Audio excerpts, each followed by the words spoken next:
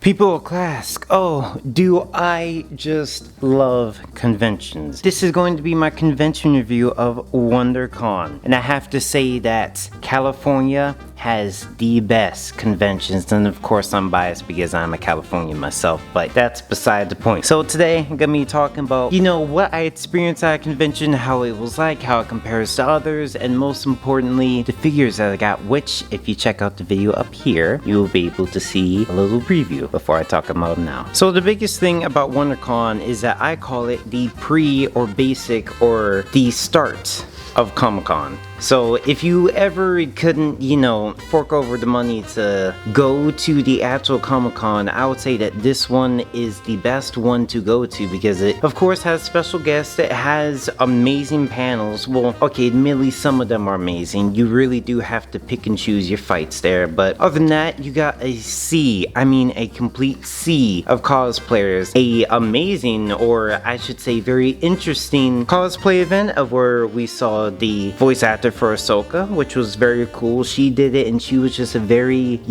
humble and honestly just a person, which in comparison to some other cons I've gone to, I don't really see that too much. So it was amazing. But other than that, it was just a blast to have with my dad. Of course, the sucky thing about it is that I literally went to surgery on Monday and then this was on Friday, so I wasn't really healed. Go to the ADA panel booth or the Association for Disabled Americans, get a little scooter, which was it really that bad? No. But I did not, have... It was a little strike to my pride and me just to be running around in a scooter. So first thing that I want to show you guys is the pictures that I was able to take with them. I'll show you some with me and some without, because my thing is, if it is a female cosplayer, I'm a little biased to, not take a picture with them and get close, just because it's like I want to take a picture of you, not of me with you, unless it was someone like this dang Kingpin or Clone Commando. Those are the only exceptions. And of course there were a bunch of Mandalorians there were other Star Wars characters, and it was just a very, very fun time to be there if you were just a simple cosplayer, because of the love.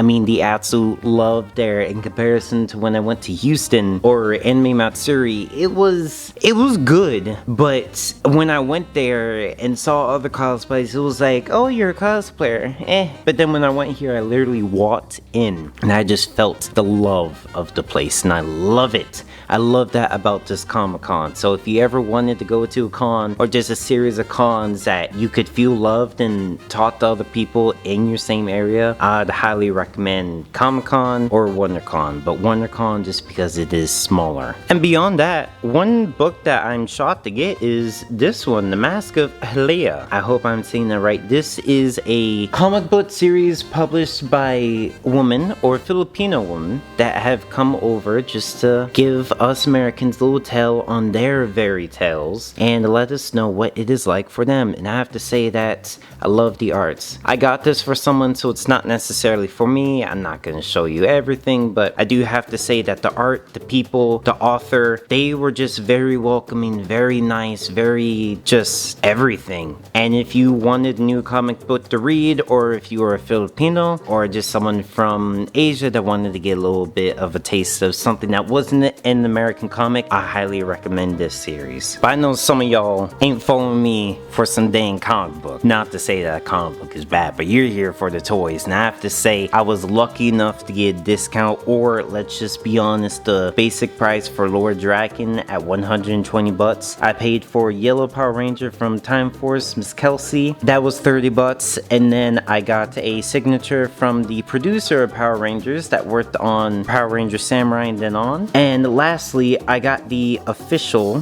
guy who made it signature. He was a great dude to talk to, helped me figuring out what I want to do with other things, and here is the figure itself. So I will not be taking this guy out of the box. My plan with this is to get every single Power Ranger signature that I can get on it, or in remembrance of Tommy, because how he went out and just, man, he's the main reason the Power Rangers, I feel like, were able to have such a good antagonist. Of course, it was the writing and directing and stuff, but just the stuff that he was able to bring is something I never forgot, and that's why the Green Ranger is now my forever favorite Ranger, and then Draken made it even more so. And then while I was in the hospital, my mom also got me these figures because I was getting a little bored, and then it was a constant stream of, oh, we don't know what's going on, we don't know, you'll have to be here for a bit. And then eventually I got stretched out to stay there for 2 whole weeks. And then the last couple of days my mom was like, oh, okay, let me go to GameStop or let me get you some Pokemon cards. But unfortunately, like everywhere, they ran out of Pokemon cards. So she went to GameStop and then for some unknown reason perfectly found the 4 figures I was looking for without a problem. And then for a special kind of review or just a, let's say, warm up, I'm not going to be really reviewing these Star Wars toys anymore, but I will be doing shorts of them. So Mandalorian Guard, I got 3 of them, and a Paz Vizsla. I do have this guy, but he's in the bot, so I can't review him, so I had to buy a whole new one just to get it. But look forward to this, let's say, plain review. And how I got this Chewie is the main reason why I say look up prices, look up where and how to get them for cheaper, because someone is selling a pretty good condition figure for less. I got this guy for $5. I also got his weapons too, and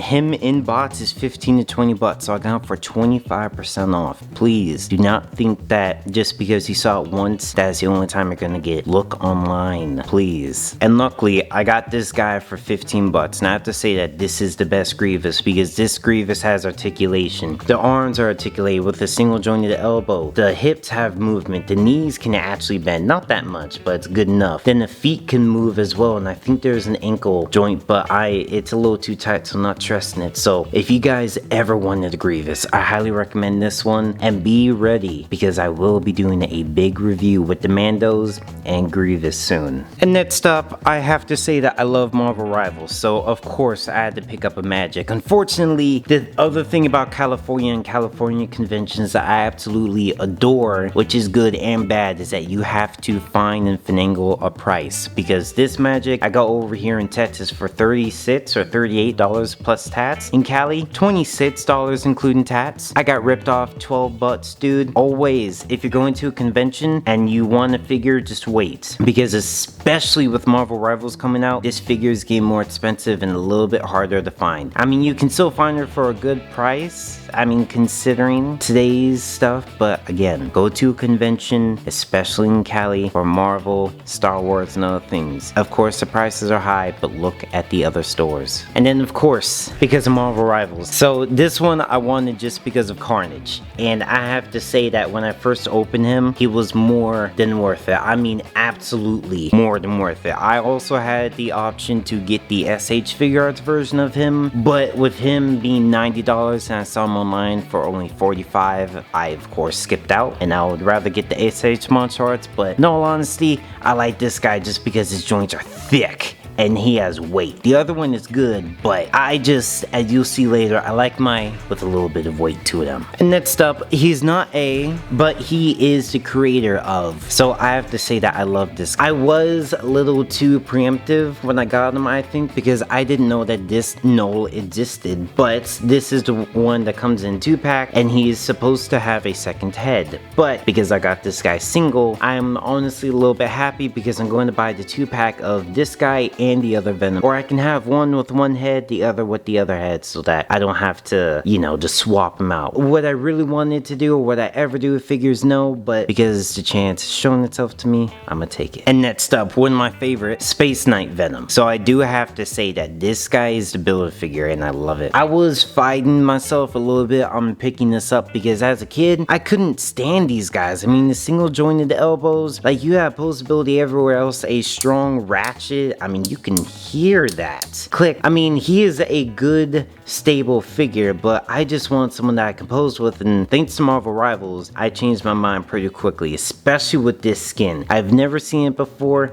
and thankfully they made a toy of it. And was it a little expensive because it's a Build-A-Figure? Yes, but this is the other Venom where I'm going to get the 2-pack so I can get him with the tendrils and a swappable head so I can show you guys what he looks like with both. Next up, we also got the amazing Deadpool or Venom Pool. And I have to say that I love this one too. Again, he is big and bulky, and the sucky thing is that because this was someone else's, as you can see, the leg is very loose and then the foot doesn't move. So I do have to heat it up and clean it, especially clean it because on the other hand, as you can see, there's some nasty gunk. And of course it's from the sword, so I'm thinking that it was just in his hands in the sun and whatever. So that sucks, but it wasn't really that bad. But I still love it. I highly recommend it. There are 2 versions. This is the Build-A-Figure one. There is one where you can just buy it alone, so get whichever one you want. They're pretty much the same. Last but not least, the figure that I was really hunting for this whole time was Agent Venom, and I got him for a good discount. And by I mean good discount, 75% off or $75 off. I got this dude for 25 bucks, but online he's going somewhere from 60 to 100. Then if you include the anti-venom Agent Venom, oh my gosh, dude, I am so happy that I found this guy. Of course I can see the problems and why they,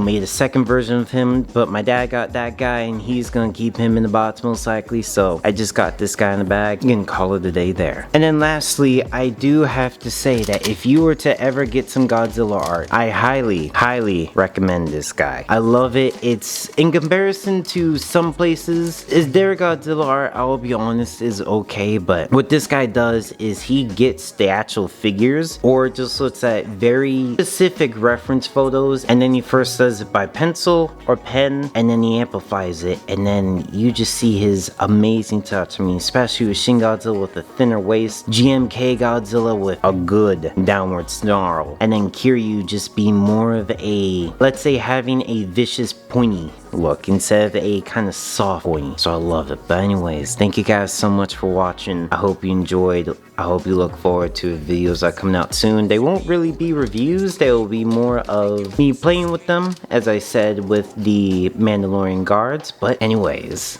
I hope you look forward to seeing what I mean. Hope you have a nice day. God bless, and see you next time. Peace.